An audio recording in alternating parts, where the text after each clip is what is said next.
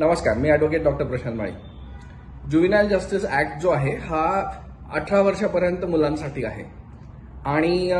त्यामध्ये खूप साऱ्या प्रोव्हिजन्स आहेत जे सेम गुन्हा जर मोठ्याने केला तर त्यांना शिक्षा असते आणि ह्यांचा रिमांड पण असतो जो ज्युव्हेनाइल जस्टिस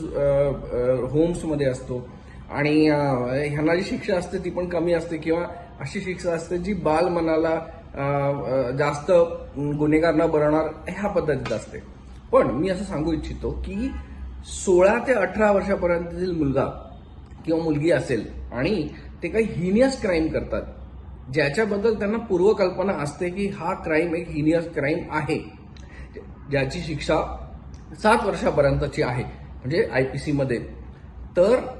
त्यांना आपण मोठं म्हणजे 16 ते 18 वर्षाला जी मुलं असतील त्यांना आपण ज्युव्हेनाइल पेक्षा एक ॲडल्ट सारखं त्यांना आपण ट्रायल त्यांची करू शकतो कोर्टामध्ये आणि त्यांना मोठी शिक्षा होऊ शकते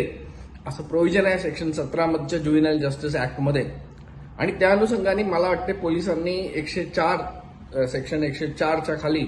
त्याचा बेल रद्द होऊन त्याला मोठ्यांसारखी त्याचा हा मॅटर चालावा म्हणून असं ऍप्लिकेशन पण केलेलं आहे. पण ते ऍप्लिकेशन डिटरमाइन करायला ज्युव्हेनाइल जस्टिस बोर्डला 3 महिन्यांचा कालावधी दिलेला असतो. आता आपण बघूया की कधी हा कालावधी आधी जर डिसाईड होतं की हा 17 वर्षाच्या पेक्षा जास्त असल्या कारणाने ह्याला ॲडल्ट म्हणून ट्राय करण्यात यावं आणि हा दारूच्या नशेमध्ये होता आणि म्हणून तो त्याच्या पेरेंटला आपण अटक करता येऊ शकते कारण तो एक नेग्लिजन्स आहे आणि ह्या नेग्लिजन्समुळे त्याला